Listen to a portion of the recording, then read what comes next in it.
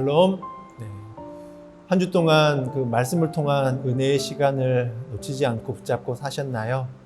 하나님과 함께 보내어서 새로운 한 날을 더욱더 의미 있게 만들어갈 수 있길 소망합니다. 하나님께서는 항상 우리와 함께 계시며 우리의 모든 길을 인도하여 주십니다. 함께 하나님의 은혜를 찾아가면서 축복의 날을 보낼 수 있길 소망합니다.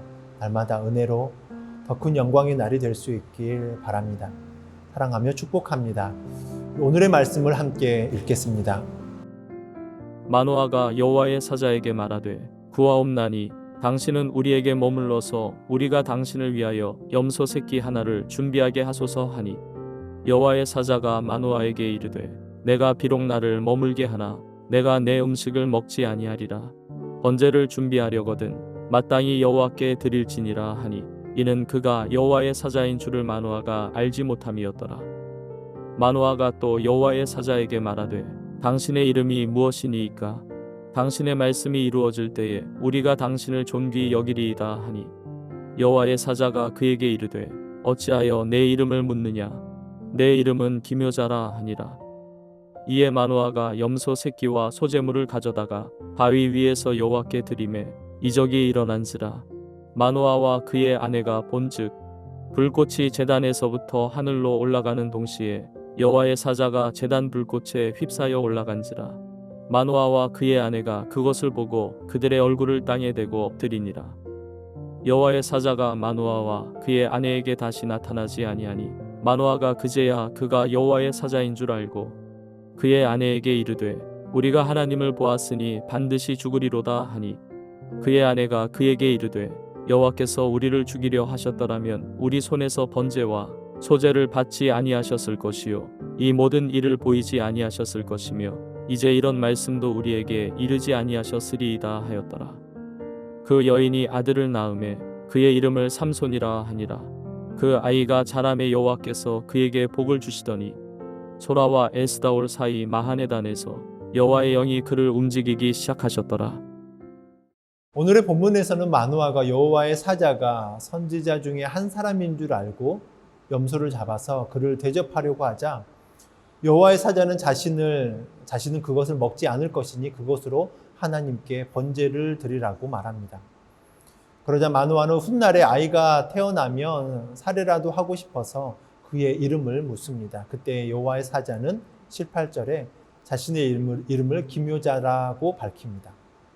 여기서 기묘자란 우리가 이해할 수 없는 초월하는 초월적인 존재다라고 하는 의미가 있습니다. 이 이름은 하나님께서 우리 인간에게 역사하시고 도우시는 것이 얼마나 오묘한가를 실제적으로 상징적으로 표현을 하고 있는 것이죠. 보통 사람들이 하나님의 도우심을 구할 때에는 자신이 이해할 수 있는 방법으로 또 자신이 볼 수 있는 방법으로 역사해 주기를 원합니다. 그러나 많은 경우 하나님께서는 그 도우심의 손길을 직접적으로 이해하지 못하거나 눈치채지 못하도록 은밀하게 행하십니다. 예를 들면 창세기의 요셉을 보게 되면 그가 형제들에 의해서 노예로 팔려가는 것도 하나님께서 그를 애굽의 총리로 세우시는 과정 중에 하나였습니다. 그러나 요셉이 형제들에 의해서 노예로 팔려가는 그 당시 그 일이 하나님께서 자신을 도우시는 것이었다라고 생각이라도 했겠습니까? 그가 아무 죄 없이 억울하게 감옥살이를 할 때에는 어떻겠습니까? 그저 억울하고 비통하지 않겠습니까? 그러나 그때에도 하나님께서는 우리의 이성을 초월하는 그 방법을 통해서 요셉을 위해서 부지런히 일하고 계셨습니다. 이것이 바로 우리가 알지 못할 오묘한 방법으로 역사하심으로 우리를 도우시는 하나님의 방법이 되는 것입니다. 오늘 하나님을 보았으니까 반드시 죽게 될 것이다 라고 두려워서 떨고 있는 마노아에게 23절에 그의 아내가 용기와 소망을 주는 장면이 나옵니다. 우리는 여기서 똑같은 일을 당했음에도 그것을 받아들이는 사람의 태도에 따라 그에 대한 해석이 정반대의 결과를 가져올 수 있음을 우리는 보게 됩니다. 왜 이러한 안목의 차이가 생기게 되는 것일까요? 마노아는 눈에 보이는 현실에 그의 마음에 빼앗겼지만 마노아의 아내는 그의 아내는 영적인 안목으로 주어진 상황을 바라보면서 하나님의 뜻을 분별할 줄 알았던 것입니다. 여호와의 사자가 마노아보다 그의 아내를 먼저 찾은 것도 바로 이 때문이었던 것으로 보입니다. 이처럼 믿음으로 영적인 안목을 소유한 사람과 그렇지 못한 사람 사이에는 엄청난 차이가 있습니다. 그렇기 때문에 무엇보다도 영적인 안목을 가질 수 있기를 그렇게 힘쓰기를 바랍니다. 그를 통해 아무리 절망적인 순간을 만난다 할지라도 소망을 잃지 않고 믿음의 눈으로 성령께서 인도하심 따라 매사를 의연하게 대처할 수 있기를 소망합니다. 성경에 기록된 우리 믿음의 선배들이 다 그렇게 살았습니다. 그들은 암울한 현실 속에서도 영적인 안목으로 그 상황을 바라봄으로써 소망을 잃지 않으며 그 소망으로 인해서 환난과 박해를 이겨냈습니다. 그러므로 우리 모두도 또 영적인 안목을 갖고 오직 믿음으로 지금 우리에게 주어진 모든 고난과 문제를 온전히 이겨낼 수 있길 주님의 이름으로 축원합니다. 하늘로 승천한 여호와의 사자의 이름을 기묘자다라고 한 것에서 우리는 그분이 이사야의 말씀에서 나타난 예수 그리스도를 상징한다라고 하는 것을 우리는 깨닫게 됩니다. 그리고 당시 기묘자이신 예수님께서 주의 사자로 마노아에게 나타나신 이유는 마노아의 고백처럼 그를 죽이려고 온 것이 아니라 그 아내의 말처럼 그가 낳을 아이를 통해서 시작될 이스라엘의 구원을 알리기 위함이었습니다. 우리는 예수님의 구원의 은혜를 힘입었으니 마노아처럼 두려워 떨지 말고 마노아의 아내처럼 우리의 구원을 바라볼 수 있기를 원합니다. 우리는 우리의 죄로 말미암아 두려워하며 멸망당에 마땅할 자들이었으나 예수님께서는 우리를 모든 죄에서 구원해 주셨기 때문에 우리는 더 이상 하나님을 두려워할 만한 이유가 없게 되었습니다.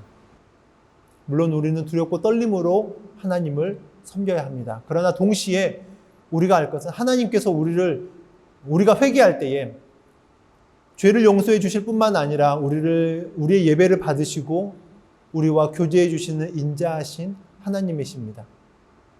그렇기에 매사에 하나님과 깊은 교제로 나누면서 살아가고 매사에 줄 수 없는 큰 평안과 기쁨, 세상이 줄 수 없는 그 기쁨과 평안이 언제나 넘쳐날 수 있는 우리의 모습이 될 수 있길 원합니다. 24절, 25절의 말씀에서도 그가 삼손이 태어나고 또 그 안에서 하나님의 영이 움직이기 시작했다라고 표현하는 모습들을 보게 됩니다. 하나님의 영이 그를 움직이기 시작하였다. 성령의 임재는 정말 막연한 기대와 생각에 근거하는 것이 아니라 구체적인 증거로 나타남으로 표현해주고 있습니다. 성령의 인도하심을 받는 것은 마음속이 뜨거워지는 큰 감동으로 일어나는 것으로 그치는 것이 아니라 구체적인 증거가 동반되는 것이죠.